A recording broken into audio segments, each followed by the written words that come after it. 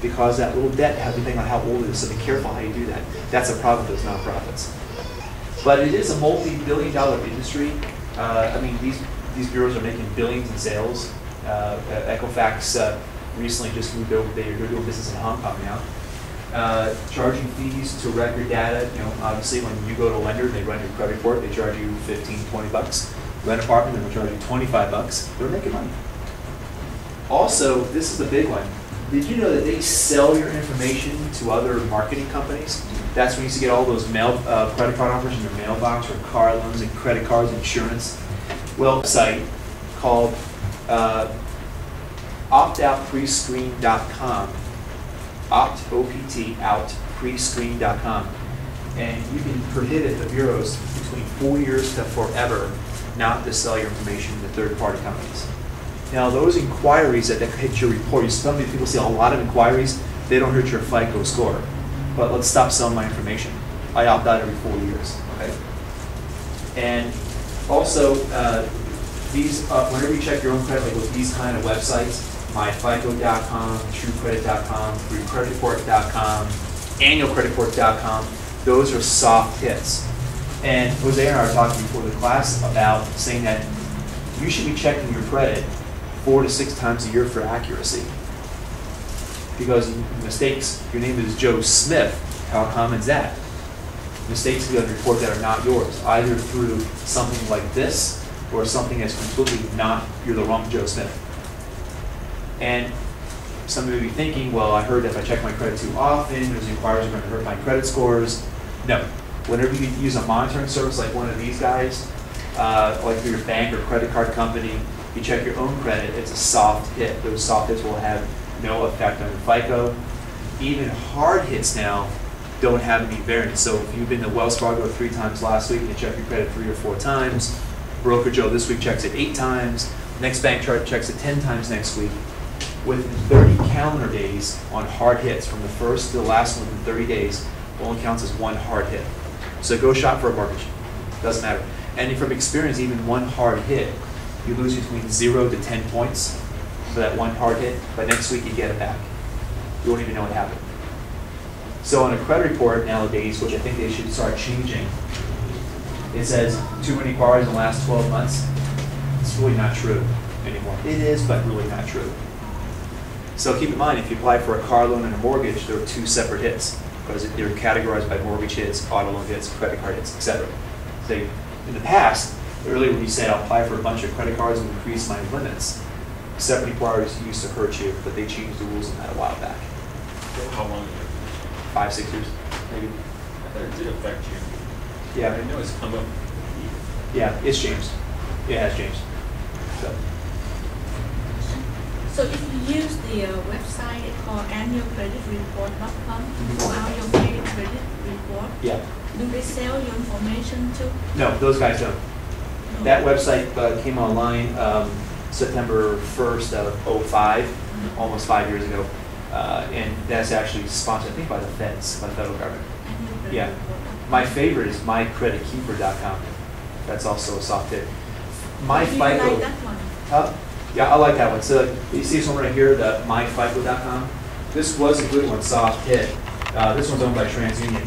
But this one, Experian is no longer part of the picture. They have a lawsuit against Fair Isaac and San Rafael. So they're only going to get 2 of the 3 bureau reports.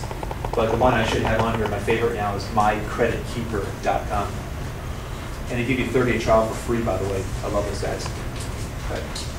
What does FICO stand for? Abbreviation for FICO. What does it stand for? Oh, Fair Isaac and Company.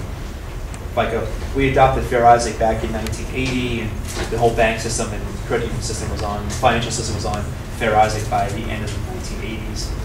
You know, internationally, you know, Hong Kong, Japan, China, Mexico, Canada, Russia, they're all looking at using Fair Isaac. But now they're talking about changing this new system coming out called Advanta scoring, but I don't want to confuse you guys right now. So, so between mycreditkeeper.com and annualcreditreport.com, which one would you recommend? I like mycreditkeeper.com. They're really accurate. Yeah, they're all going to have their percentage of mistakes on there of inaccuracies, but they're pretty good, and it's a soft hit. So I'll like my credit keeper. Better than the annual credit report. Annual credit report is free, but doesn't give you credit scores unless you pay 18 bucks. See, mycreditkeeper.com will give you 30-day trial for free. Otherwise, it's like $9 a month, and they give you all 3 bureaus with the scores. And it's even more detailed than annual credit report. Yeah. Real quick, so it depends on how much time I have. Consumer rights. Okay, what does this mean? All right. Many errors are introduced at the different stages on the credit reporting. The Fair Credit Reporting Act, FCRA, stipulates that inaccurate information must be corrected or deleted, such as an address or a late or something like that. And accurate data is outlawed or unverifiable also must be removed. What does that mean?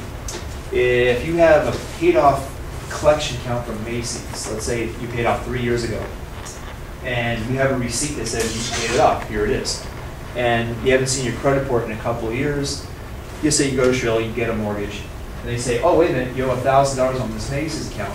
I paid that off 3 years ago. What the heck? Well, again, it's part of the mistakes that they make on here, stuff that just can't be verified or it's incorrect. So you have a receipt that says you paid it off 3 years ago, and it says on the report today that it still shows an open debt, but the day less activity was from 3 years ago. Fair Isaac thinks you're still $1,000 past due. It lowers your FICO. So if the bureaus or maybe the creditor that failed to report to the bureau did not do their job correctly, it says it was paid off then, and $1,000 was showing zero today, you might be 40 points higher, for example. So it's imperative. Earlier when I said check your credit 4 to 6 times a year for accuracy, I don't care if you checked it 3 weeks ago. If you're about to apply for a mortgage Monday, check it again. And check it a lot throughout the next month to make sure it stays clean. Because mistakes happen by 8.6 times out of 10. And you don't even know what happened. Especially, you see identity theft also is just not more than stealing your credit. It's also your identity. You know, someone steals your name, social, driver's license, gets a job in LA, doesn't pay the taxes, the IRS comes after you. So it's important to know everything that's on your credit report. And under the FCRA was written by Congress in 1971. They say 3 things: anything that's inaccurate, anything that's erroneous like fraud, or anything something that cannot be verified must be removed. So right there, if it's inaccurate or something that can't be verified, it must be removed. So if you have an account that was your fault 3 years ago, and you paid off that Macy's 3 years ago, we can use that against the bureaus, and we can use that against Macy's, for example, to get it taken off. Negative credit after paid or a late occurs, it stays on for 7 years from the time that it occurs. Public records like bankruptcies or certain taxing stay on for 10 years.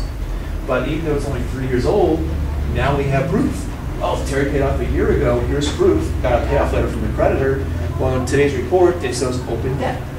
We send it into the bureaus, it comes right off the report. Or they can be faced with a $25,000 fine.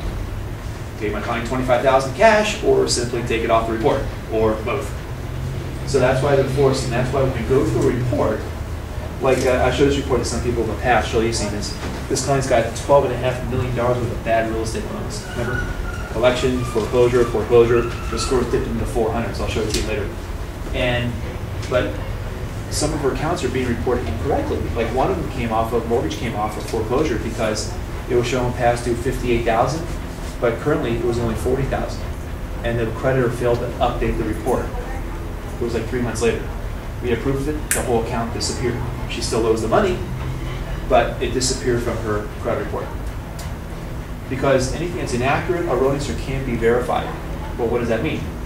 Well, up to an 18-point verification that we do, what does that mean? Well, outside of the general mistakes that happen on a report, is your social security number correct on that public record or account? Is your name spelled correctly? Is your date of birth correct? Address correct? Open date, file date, day less activity, account number, charge-off date, dollar debt, down to 18 points. And so we're really digging deep and dirty into each trade line on the report to see if this is accurate, that's accurate. Old, new, high, low. If it can't be verified or it is inaccurate, it has to be deleted from the report. And guys, I've never seen, in 20 years I've been doing this, I've never seen something that never had a mistake. Something's always a mistake on it. It always has.